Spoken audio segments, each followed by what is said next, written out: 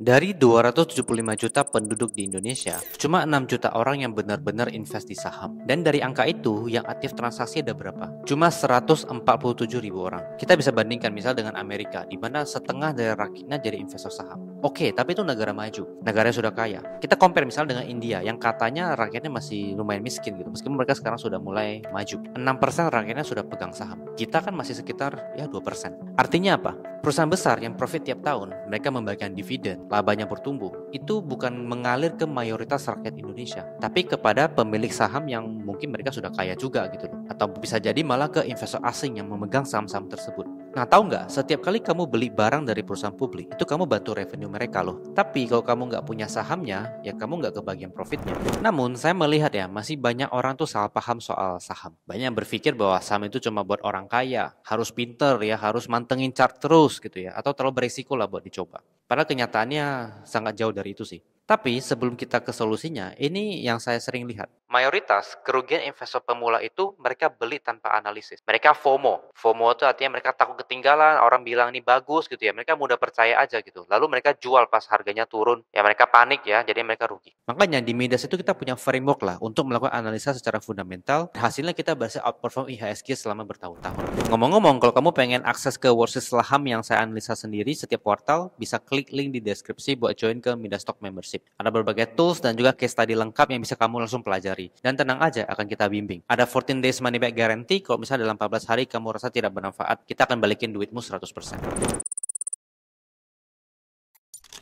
Nah, yang pertama nih, pasti familiar banget sama cerita begini. Ada mungkin teman-teman kamu yang bilang, wah teman gue kemarin rugi puluhan juta gara-gara main saham, ratusan juta gitu. Atau mungkin kamu pernah dengar, aduh sahamnya turun terus, udah minus 50%. Tapi yang jarang banget diceritain itu adalah, sebenarnya kenapa sih mereka tuh bisa rugi sebesar itu? Nah, setelah ditelusuri dan ngobrol sama banyak investor yang masih pemula, ternyata polanya sama terus. Pertama, mereka beli saham gorengan atau saham yang lagi hype tanpa mereka analisis sama sekali. Mereka cuma percaya aja bahwa, oh ini sahamnya bakal ditarik naik. Kedua, mereka all in atau taruh modal terlalu besar di satu saham doang tanpa mereka ngerti, udah cuma ikut-ikutan belinya gorengan, all in pula. Dan yang ketiga, pas harga turun mereka panik lalu mereka jual. Nah, gimana caranya supaya nggak kayak gitu? Kamu pakai yang namanya Safe Investment Protocol. Apa itu? S. Yang pertama adalah screen. Seleksi saham dengan analisis fundamental. Jadi kita hanya membeli perusahaan yang memiliki fundamental yang solid. Oke? Yang kedua adalah A. Allocate. Alokasikan maksimum 80% di saham. Misal kamu punya uang 100 juta gitu ya untuk investasi saham. Alokasikan maksimum 80% aja. 20%-nya itu stay cash. Kenapa? Karena sisa cash ini akan kita gunakan saat market itu misalnya crash atau ada potensi harganya terlalu murah baru kita masuk. Nah, 80% sisanya di saham itu kita pecah menjadi 5 saham aja. Jangan terlalu banyak. Karena kalau misalnya terlalu banyak kita bakal pusing sendiri. Oke? Nah, jadi kalau misalnya mau dibagi bagi rata aja biar simple. Tapi karena kamu masih pemula misalnya ya, kamu punya uang 100 juta. Ya jangan masuk 100 juta itu. Ya alokasinya misalnya 20 juta dulu deh. Nah, berarti 80% dari 20 juta, 16 juta itu untuk kamu investasikan. Sisanya 4 jutanya ya kamu untuk stay cash dulu. Tujuannya apa? Supaya kamu coba-coba dulu, tahu dulu rasanya gimana. F yang ketiga itu adalah forecast. Kita perkirakan apa sih worst case dari kelima saham yang ada di porto. Bisnisnya bisa terancam seperti apa? Ya kita cek worst case-nya dulu. Salah cara paling simple itu kita bisa pakai misalnya kita lihat dividen. Ya misalnya worst case-nya misalnya waktu Covid dia bisa bagi dividen berapa persen yield-nya.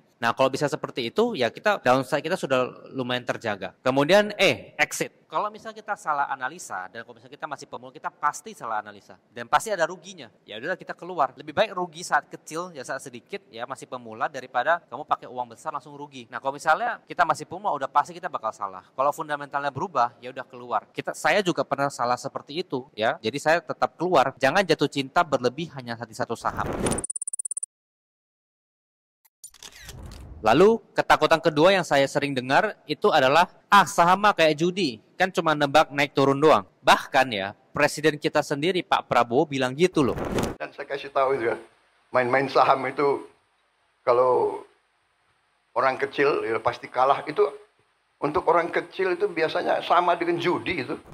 Nah, ini menurut saya ya teman-teman ya. Menurut saya sih terlalu mengeneralisasi kalau misalnya saham itu judi. Investasi saham itu sebenarnya kita membeli kepemilikan perusahaan, bukan membeli tiket lotre. Jadi ini harus dibedakan gitu. Teman-teman harus membedakan mana investasi, mana spekulasi atau berjudi. Nah kalau judi itu kita hasilnya murni keberuntungan. Kita kalau cuma ikut-ikutan kata orang, kita all in nggak jelas gitu ya. Yaitu kita cuma ngetes gitu keberuntungan kita. Tapi kalau bisa kita investasi saham, kita bisa analisa perusahaannya, kita bisa lihat laporan keuangannya, prospek bisnisnya, kita bisa bandingkan dia dengan kompetitor, semuanya datanya itu ada dan kita bisa ukur, kita bisa hitung gitu. Nah, bagaimana solusinya supaya menteri saham itu nggak kayak judi? Mulai aja dulu dari perusahaan yang kamu kenal, yang mungkin produknya kamu pakai. Nah, mulai ini bukan berarti mulai beli saham mereka, karena bisa jadi saham-saham mereka itu valuasinya mahal gitu ya. Mulai maksudnya adalah mulai menganalisa, mempelajari how they make money gitu loh. Misalnya banking, kamu pakai BCA, BRI, Mandiri, atau BNI gitu, atau whatever bank yang kamu pakai. Coba aja pelajari bagaimana bisnis bank itu bekerja. Mereka dapat profit dari mana? Ya kan mereka dapat bunga kredit, mereka bayar bunga pinjaman, mereka dapat profit dari mana? Mereka terima bunga dari kredit, ya kemudian mereka bayar bunga untuk tabungan giro dan deposito, ya kemudian mereka juga terima fee transaksi, kemudian mereka kurangkan dengan beban operasional mereka kurangkan dengan beban hapus buku mereka. Simple kan?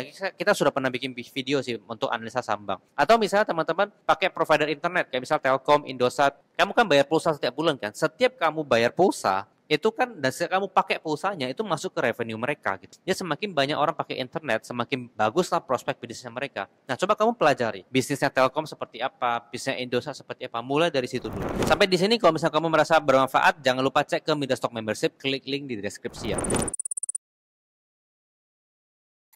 Nah, berikutnya adalah terlalu rumit, banyak banget istilahnya gitu ya. Nah, ini yang saya sebut sebagai overthinking. Memang sih harus diakui ya akuntansi, memang untuk bisa mempelajari sebuah bisnis ya kita harus ngerti akunting gitu. Tapi menurut saya jadi investor tuh nggak harus hafal semua rasio keuangan dulu gitu loh. Padahal cukup kuasai 5 aja. Pertama adalah price to earnings ratio. Ya, ini simpelnya adalah perbandingan antara harga dengan laba perusahaan. Misalnya harga perusahaan 1.000. Nah, dengan kita bayar 1.000, berapa laba yang mampu dihasilkan? 50 misalnya. Ya berarti kalau misalnya labanya sama, butuh 20 tahun untuk balik modal kan. Nah, bandingkan misalnya kalau misalnya ada saham lain sama-sama menghasilkan laba 50, tapi harganya itu 500. Artinya cuma 10 kali. Dari sini kita bisa perkirakan kira-kira mana sih yang kemungkinan lebih murah. Nah, kemungkinannya adalah saham kedua pasti lebih murah karena kan cuma 10 tahun bandingkan dengan 20 tahun. Nah, cuma another catch-nya adalah kita harus cek lagi seberapa konsisten labanya si A sama laba si B. Kalau misalnya laba si A ternyata growth-nya lebih tinggi, laba si B ternyata stagnan, laba si A ternyata nanti one day bisa mengejar gitu loh. Jadi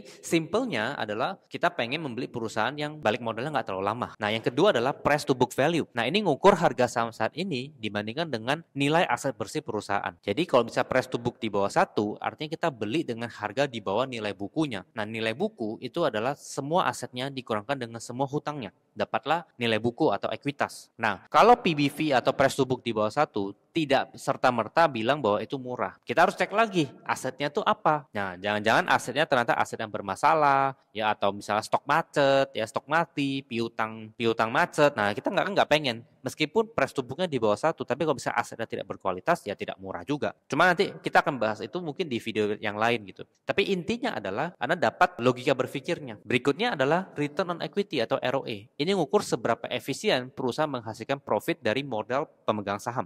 Makin tinggi ROE-nya, semakin bagus. ROE itu adalah return on equity. Equity itu modal. Return artinya pengembalian.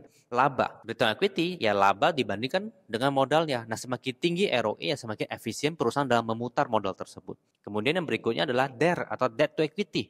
Ini ngukur tingkat hutang berbunga perusahaan dibandingkan dengan modal perusahaan. Nah, kalau terlalu tinggi, ya sama. Kayak manusia kan, kalau misalnya hutang kita terlalu tinggi dibandingkan dengan modal kita, ya itu berbahaya. Nah, bagaimana cara tahu ini terlalu tinggi? Ya kita bandingkan dengan misalnya saham lain yang sejenis. Kalau misalnya saham lain yang sejenis ternyata debt to equity-nya 1, dia 4. Wah, ini kan udah terlalu tinggi, ya kan? Nah, kita sebisa mungkin cari yang debt to equity-nya 1 atau di bawah itu deh. Itu untuk sebagai permulaan. Dan yang kelima, kita bisa lihat current ratio buat ngukur likuiditas perusahaan. Bisa nggak perusahaan bayar hutang jangka pendeknya? Jadi current ratio adalah dari aset lancar dibagi dengan liabilitas lancar. Nah, jadi dengan begini kamu jadi punya tahu setidaknya kamu nggak beli sahamnya kemahalan, dia efisien, hutang nggak terlalu besar, dan juga dia punya likuiditas yang cukup. Nah, kalau di Midas kita kan udah ada watchlist-nya. Jadi di watchlist itu ada saham yang menurut kita menarik dan untuk diikuti ya bisnisnya. Jadi dan juga kita pilih yang bisnisnya mudah dipahami. Nah, kamu bisa mulai dari situ dulu.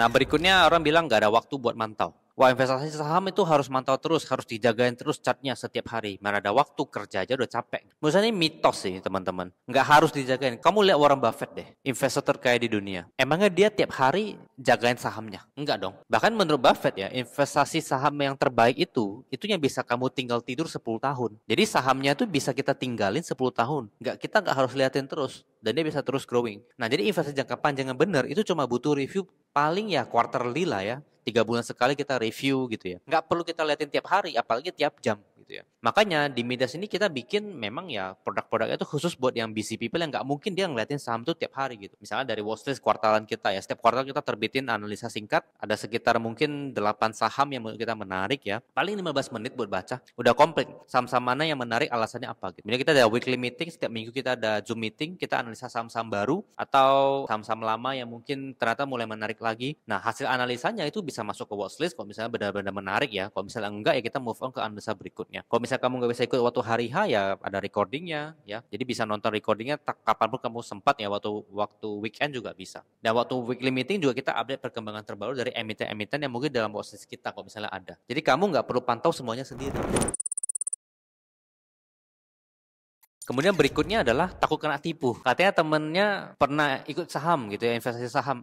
Malah dibawa kabur dananya. Nah, ini biasanya karena mereka nggak bisa bedain mana investasi saham yang asli dan mana yang pakai skema aneh-aneh yang bodong gitu. So, solusinya tuh simple banget lah. Pertama, ya hanya invest di perusahaan atau sekuritas. Ya, kamu teman buka rekening saham itu ya tentu pasti lewat sekuritas yang itu sudah terdaftar di OJK. Ya, jangan main-main lah sama yang nggak jelas yang titip-titip sana sini gitu. Menurut saya nggak worth it juga gitu. Karena kan ini uang yang Anda pakai nanti untuk pensiun, untuk dana sekolah anak Anda, untuk apapun itu. Jangan dititip-titip menurut saya. Kedua, hindari apapun itu tawaran untuk cuan secara instan. Ya hindari hal-hal yang bisa berbau keuntungan cepat gitu ya, hindari. Kalau misalnya ada nawarin return 20% per bulan atau bisa naik 2 kali lipat dalam sebulan, itu udah pasti red flag lah. Deposito aja ya, deposito yang low risk itu ya, itu bisa kasih bunga 3-4% per tahun. Masa sih ada investasi yang bisa kasih 20% per bulan? Ya nggak masuk akal lah. Ya kalau misalnya aku jadi banknya ya, aku jadi bank, aku pinjam duit aku pinjam dan kumpulin dana masyarakat,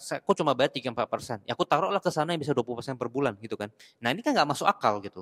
Nah yang ketiga adalah fokus aja ke portofolio kamu sendiri, nggak usah peduli orang lain dan jangan gampang FOMO. Jangan karena wah si A beli saham B langsung naik 50%, terus kamu mau ikutan beli, gitu. Ternyata malah udah telat, udah nyangkut di pucuk gitu. Nah, ingat ya, setiap investasi itu memang ada resikonya, tapi tugas kita adalah meminimalisir resiko tersebut. Nah, kalau ada yang bilang investasi tinggi tanpa resiko, ya itu udah pasti bodong lah, udah pasti hati-hati. Oke, jadi itu 5 solusi praktis dan juga 5 masalah yang sering saya temui paling umum ya soal investasi saham. Nah, ingat, kalau misalnya teman-teman takut memulai, itu wajar-wajar aja sih. Tapi jangan sampai kamu takut semua hal tadi itu menghalangi kamu untuk investasikan uang demi masa depanmu gitu loh. Padahal kan ini untuk ya pensiun kamu, untuk anak kamu gitu kan. Dan jangan lupa sebelum tutup video ini, klik link di deskripsi buat akses ke Midas Stock Membership. Ya di sana ada watchlist kuartalan dan juga study case udah puluhan saham yang sudah pernah kita pelajari. Jadi bisa bantu kamu untuk menambah database kamu soal saham-saham di Indonesia. Oh ya, kalau misalnya kamu mau step by step cara menemukan perusahaan sehat, bisa cek video ini.